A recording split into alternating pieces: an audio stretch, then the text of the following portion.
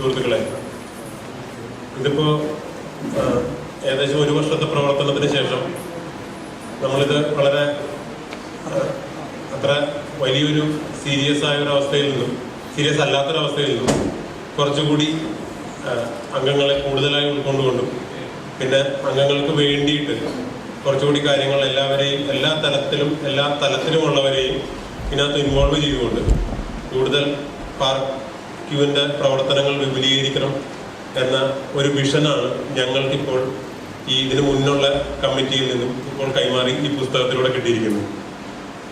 ഇതിനകത്ത് നമ്മൾ പുതിയൊരു കമ്മിറ്റി കൺസ്റ്റിറ്റ്യൂട്ട് ചെയ്ത് കഴിഞ്ഞപ്പോൾ ഇതിനകത്ത് ഒരുപാട് നിങ്ങളിപ്പോൾ ആ പേരുകൾ ശ്രദ്ധിച്ചപ്പോൾ കണ്ടാണ് ഒരുപാട് വനിതാ അംഗങ്ങളൊക്കെ ഉണ്ട്.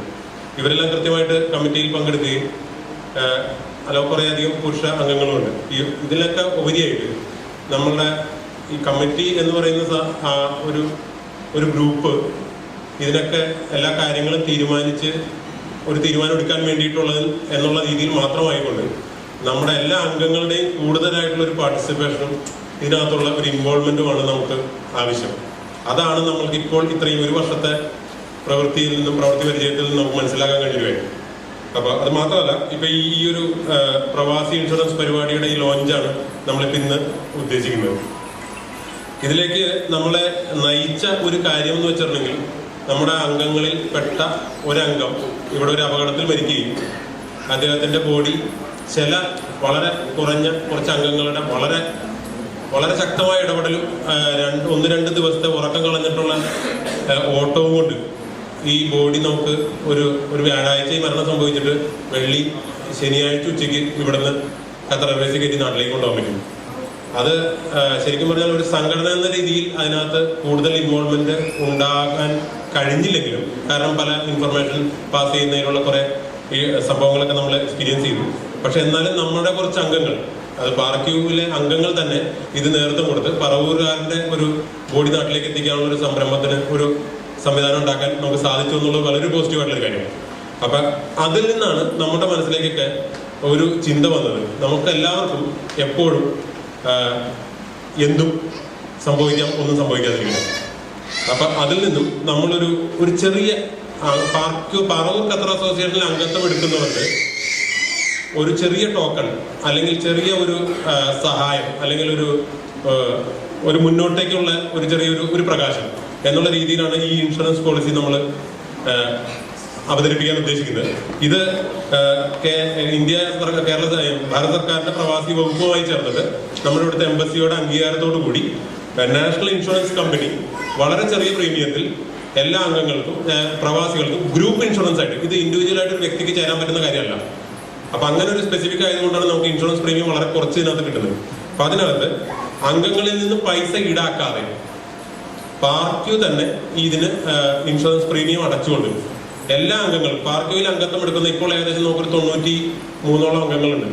അപ്പൊ ഇവർക്ക് എല്ലാവർക്കും, നിലവിലുള്ള അംഗങ്ങൾക്ക് എല്ലാവർക്കും ഒരു ഇൻഷുറൻസ് സ്കീമാണ് നമ്മൾ ഉദ്ദേശിക്കുന്നത്. ഇൻഷുറൻസ് സ്കീമിന്റെ ഒരു ഡീറ്റെയിൽസ് ഞാൻ വളരെ ലഘുവായിട്ടൊന്ന് വിവരിക്കാം.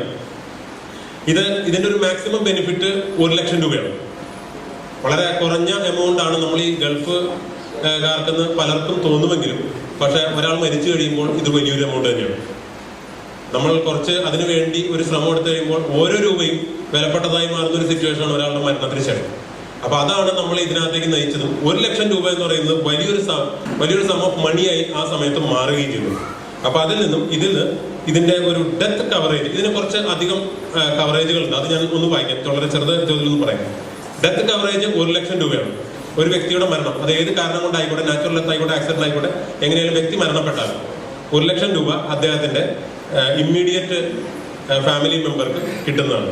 ഇതിന്റെ ഒരു പ്രത്യേകത എന്ന് വെച്ചാൽ ഇത് ഇന്ത്യയിലുള്ള ഇൻഷുറൻസ് കമ്പനി, നാഷണൽ ഇൻഷുറൻസ് കമ്പനിയാണ് ചെയ്യുന്നത്. അതുകൊണ്ട് ഈ അവകാശത്തിന്റെ നൂലാമാലകളൊന്നും ഇവിടുത്തെ എംബസി കൂടെയോ ഇതിലൂടെ ഒന്നും കടന്നുകൊണ്ട് ആവശ്യമില്ല. നാട്ടിലൊരു വില്ലേജ് ഓഫീസറിന്റെ ലെറ്റർ ഉണ്ടെങ്കിൽ നേരെ പൈസ നാട്ടി കിട്ടും.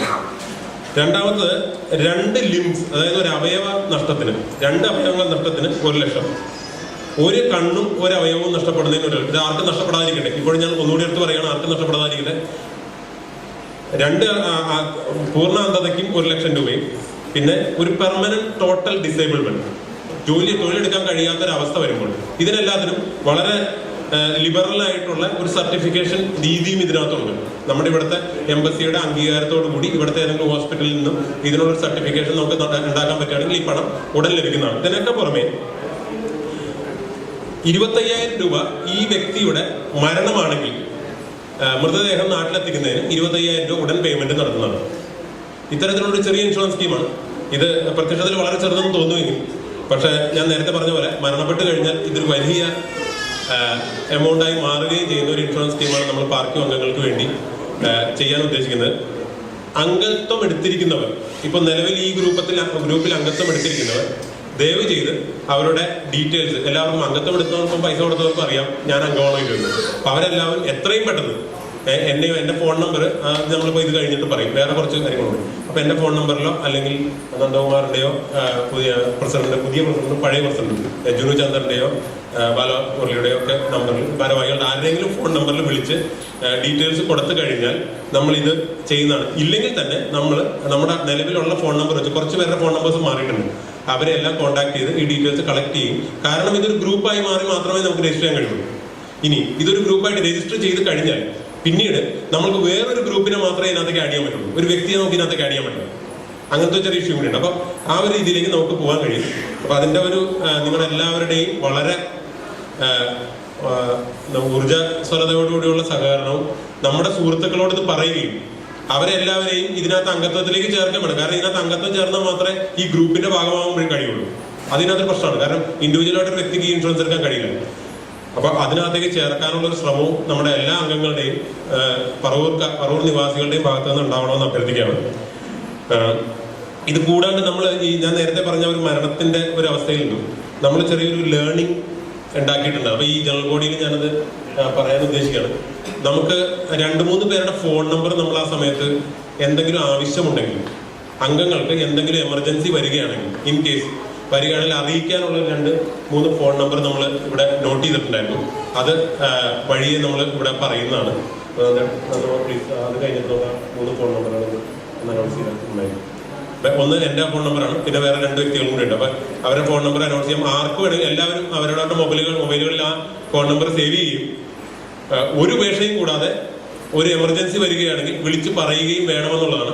ആ നിമിഷം ഞങ്ങളാലാവുന്ന ഈ ഒരു സംഘടനയെ കൊണ്ടാവുന്ന അതിൽ നമ്മുടെ പരിചയത്തിൽപ്പെട്ട ആരെ കൊണ്ടും ചെയ്യാൻ കഴിയുന്നതിന്റെ പരമാവധി സഹായം അംഗങ്ങൾക്ക് ഉണ്ടാവുന്നതാണ്. സാമ്പത്തികമായതിനേക്കാൾ ഉപരി ആ നേരത്ത് ആൾ സഹായം എന്ന് പറയുന്ന വലിയൊരു സംഭവം ഉണ്ടാവുന്നതാണ് എന്ന് തീർച്ചയായിട്ടും ഉറപ്പ് നൽകുകയാണ്.